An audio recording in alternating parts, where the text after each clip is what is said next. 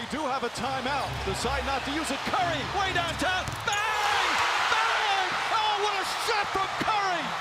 What's up, everybody? My name is Ethan. This is Courtside TV. If you're new, don't forget to subscribe, and let's get into it. So today we're talking about the Los Angeles Lakers because, over the past couple of days, we've had both of their stars agree to contract extensions with the franchise. LeBron James agreed to a 2-year, $85 million extension that will take him through 2022-23. He has 3 more seasons under contract with the Lakers now, and then Anthony Davis agreed to a 5-year maximum deal, 5 years, $190 million. That includes a player option for the 5th and final season, so he will be under contract for 5 more seasons with the Lakers. This is really big news for them because they can now be certain that they're keeping their guys in town for the long term. It's not necessarily unexpected. They weren't really scared of losing either of these two, especially Davis. He was expected to sign, for whatever amount he wanted to this offseason. The contract years were kind of up in the air of how long exactly he was going to sign for, but he ended up taking the full maximum for the full 5 years. And this gives the Lakers a really long window here and a lot of flexibility, to be able to build a championship team around these two guys. They're already coming off the 1 title, and this is going to give them a really, really good chance to pick up a couple more over the next few years. The LeBron contract now having 3 years left, that's probably about their championship window at the moment anyway, considering LeBron's age and stuff. He's going to be 38 when that contract expires, and so, who knows how long he can be good. This is LeBron we're talking about. It's kind of unprecedented for him to be this good at his age already, so there's no reason to expect that he won't still be a very, very good basketball player for the next 3 seasons. I'm not going to project any signs of regression onto him until I actually see it, because LeBron is just, he's one of one. This is something we've never really seen before. So, until I actually see LeBron James start to regress as a basketball player, I'm just going to expect him to be one of the best players in the league.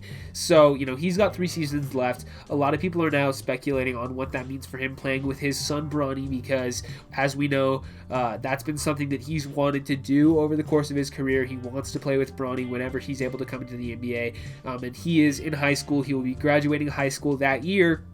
And so if the NBA does get rid of the one-and-done rule and allow players to come straight out of high school, which has kind of been in the works for the past couple of years, that might happen, within a year or two now.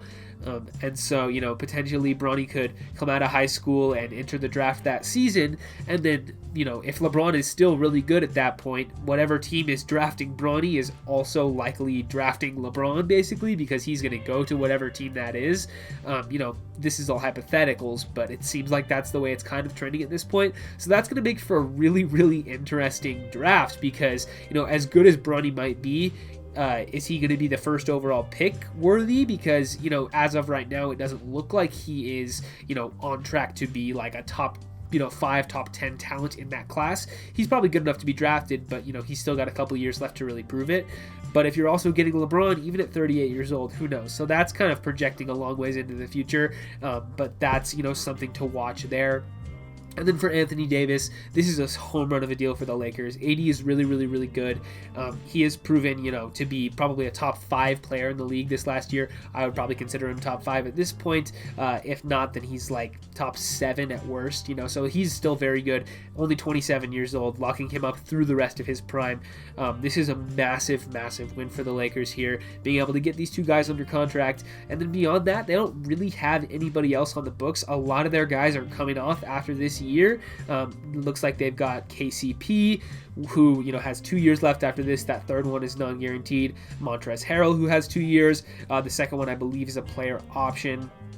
Marc Gasol has another year on the minimum. Alfonso McKinney has 2 more non-guaranteed years after this season, but other than that, they don't really have anybody else who is signed past this year. It's Kalen Horton-Tucker, Markieff Morris, Jared Dudley, Alex Caruso, Wesley Matthews, Dennis Schroeder, and that's the rest of the team, right? So they'll have a little bit of flexibility this year, but the problem is with those two guys on the books, they don't have enough money to, like bring in a third star in free agency or whatever. So if they are going to be, looking for a third star, and I don't even know if necessarily they need one, but if they do, want to try to add somebody, it's going to have to be around the deadline this year using the contracts of Dennis Schroeder, KCP, maybe Montrezl Harrell in there, and then you can throw in like Caruso, Kuzma, whoever to make up some of that money.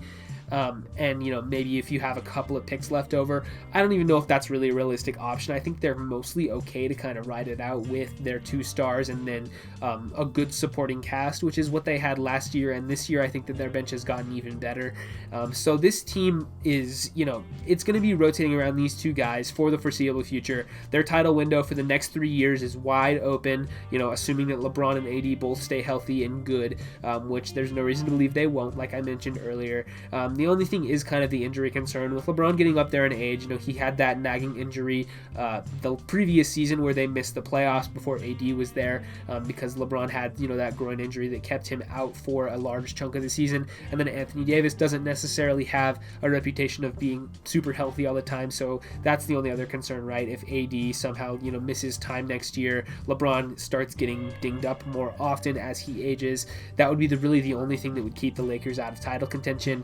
But I definitely, if I was a Lakers fan, I would be really, really ecstatic right now and just happy about the team's chances to win a title within the next 3 seasons with these guys on the roster. And then even in a post-LeBron world, you're probably only going to have Anthony Davis on the books, and having AD there, a franchise with this high of a reputation in Los Angeles with a max contract spot, after LeBron leaves, assuming that they don't commit like a huge amount of money on like an extension for Dennis Schroeder or Kuzma or Caruso, they should be in a pretty good spot to bring in somebody else, even if LeBron James does leave in 2023, which seems like a long way out, but who knows.